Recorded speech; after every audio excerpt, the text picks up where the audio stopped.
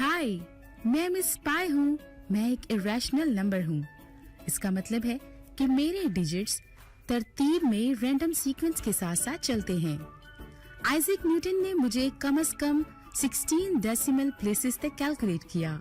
अस्सलाम वालेकुम स्टूडेंट्स, कैसे हैं आप सब।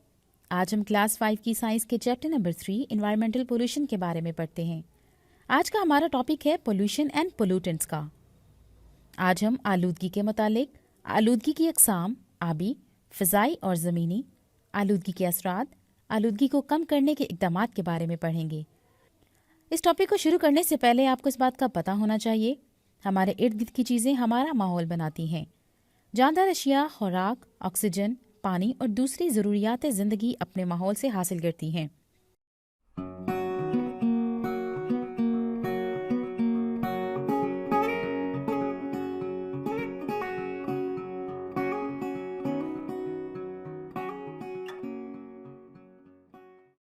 माहौलियाती आलूदगी ज़िंदगी के लिए एक बहुत बड़े चैलेंज की हैसियत रखती है। पोल्यूशन एंड पोल्यूटेंट्स, आलूदगी और आलूदकार। वो मादे जो आलूदगी पैदा करते हैं पोल्यूटेंट्स कहलाते हैं। एक एनिमेटेड वीडियो से समझते हैं। माहौलियाती आलूदगी। तारुफ। माहौलियाती आलूदगी पौधों, जानवरों और इंसानों पर नुकसानदेह असरात मुरतब करती है। पोल्यूटेंट, ये वो मादा है जो आलूदगी फैलाता है। इसे पोल्यूटेंट कहते हैं। ये ठोस हालत या माया या गैस की हालत में भी मौजूद हो सकता है। ये माहौल में ज्यादा मिकदार में मौजूद हैं बजाय कुदरती कसरत के। ये माहौल में इंसानी सरगर्मियों या कुदरती हालात की वजह से जाते हैं। आलूदगी की अक़साम। आबी आलूदगी। इस वीडियो में हम पढ़ेंगे कि इंसानों के इस्तेमाल शुदा चीज़ें किस तरह झीलों और दरियाओं और हत्ता के समंदरों को भी आलूदा करती हैं। यूनाइटेड नेशंस के अंदाजे के मुताबिक इस दुनिया के 10% लोगों को साफ पानी मुयस्सर नहीं है। इसकी तादाद तकरीबन 700 मिलियन बनती है। गंदे पानी का एक अहम मसला ये भी है कि ये इंसानों में कॉलरा जैसी बीमारियां पैदा करता है, जो कि इंसानी फुजले की पानी में मौजूदगी की वजह से है। आलूदगी ज़्यादातर बड़े शहरों के नज़दीक टाउन और रेफ्यूजी कैंप्स का संगीन मसला है। ताकि सेवरेज का पानी नदी नालों और दरियाओं को बुरी तरह से आलूदा कर रहे हैं, बल्कि ये इंसानों की फेंकी हुई दूसरी चीज़ें हैं जो कि नदी नालों और दरियाओं को गंदा कर रही हैं, और ये हमारे कुदरती इकोसिस्टम और फिर हमारे लिए बहुत ख़तरनाक है। केमिकल खादें ऑर्गेनिक खादों के निस्बत पानी में ज़्यादा हल होती हैं, तो जहाँ बारिशें होती हैं तो ये खादें पानी में हल होकर नदी नालों में चली जाती हैं, जो कि यूट्रिफिकेशन की वजह बन रहा है। खादों की वजह से एल्गी की नशोनुमा में तेज़ी से इजाफा होता है, जिसकी वजह से पानी के ऊपर सब्ज रंग की लेयर बन जाती है, जिसकी वजह से पानी की निचली सतह पर सूरज की रोशनी नहीं पहुंच पाती और पानी के नीचे पौधे ख़त्म होना शुरू हो जाते हैं और ऑक्सीजन की कमी वाक़ई हो जाती है।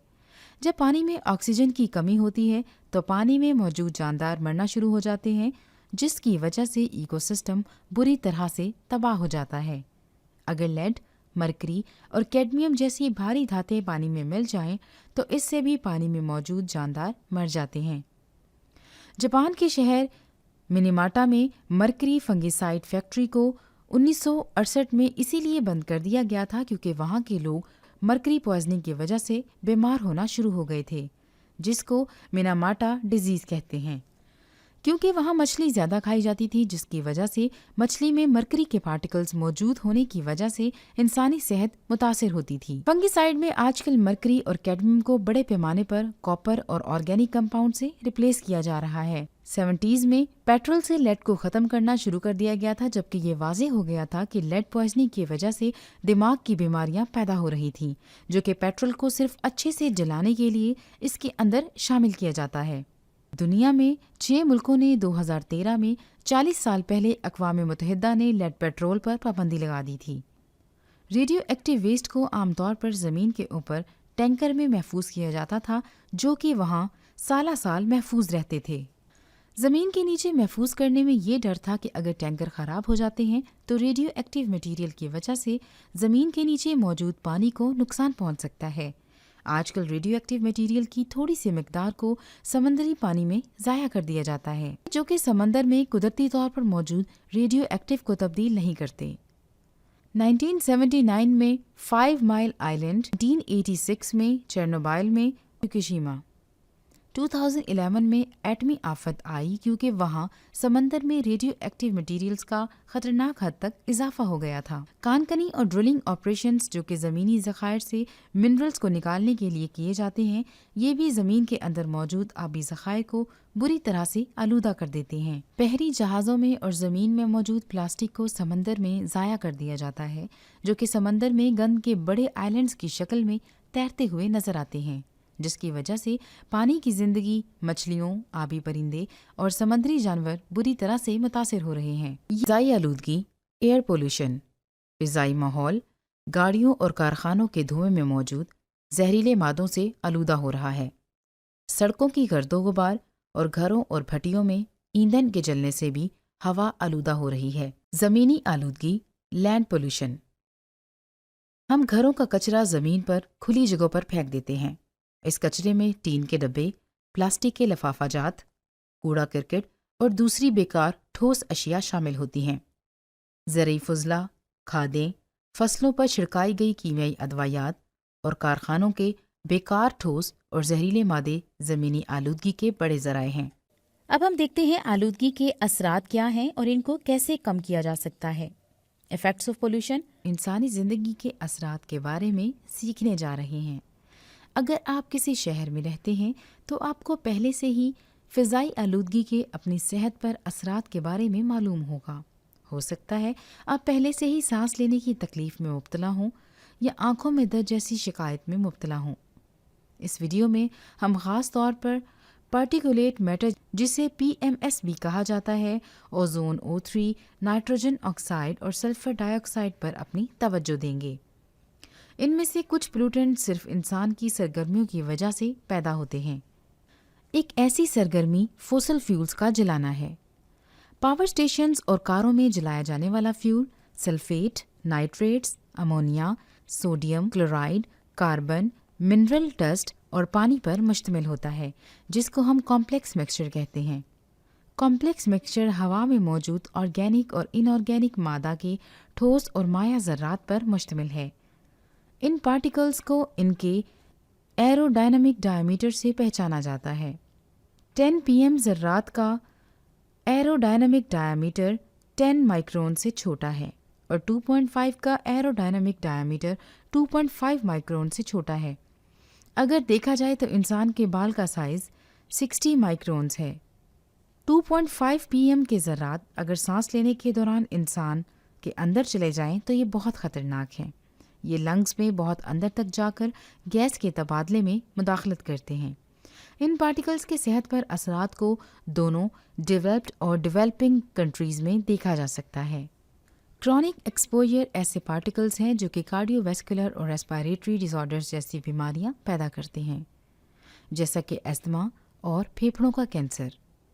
اوزون O3، ہوا میں موجود O3 اوزون لیئر سورج سے آنے والی خطرناک UV ریز کو جذب کر لیتی ہے اور یہ جلد کے کینسر جیسی بیماریوں میں اضافے کے خطرے کو کم کرتی ہے، لیکن زمینی لیول اوزون جیسے مسائل پیدا کرتی ہے کیونکہ یہاں لائٹ کی ایبزارپشن کی وجہ سے ایک فوٹو کیمیکل ری ایکشن ہوتا ہے۔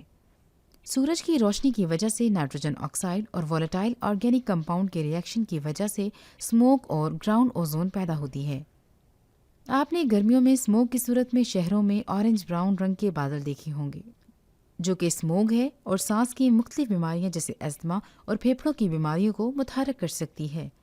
نائٹروجن ڈائی آکسائڈ کاروں اور فیکٹریوں میں فیول کو جلانے کی وجہ سے خارج ہوتی ہے۔ جیسا کہ آپ جانتے ہیں، ہوا میں آکسیجن کی مقدار 21% اور نائٹروجن کی مقدار 79% ہے۔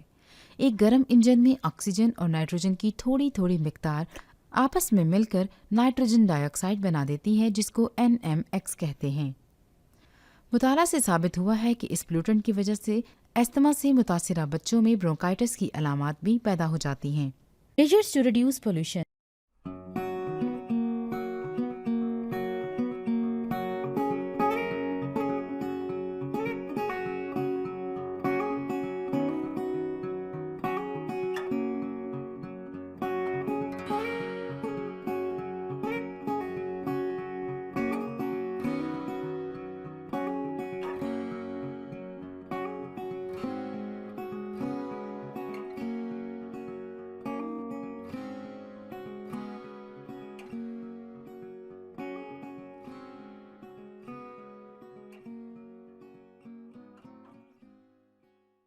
بارے میں معلومات حاصل کر چکے ہوں گے۔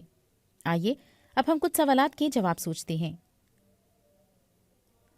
ان میں سے کون سی بیماری ہوائی آلودگی کی وجہ بنتی ہے؟ Lung cancer, diarrhoea, cholera, dysentery. اس کا جواب سوچئے۔ بالکل ٹھیک، لنگ کینسر یعنی پھیپھڑوں کا کینسر۔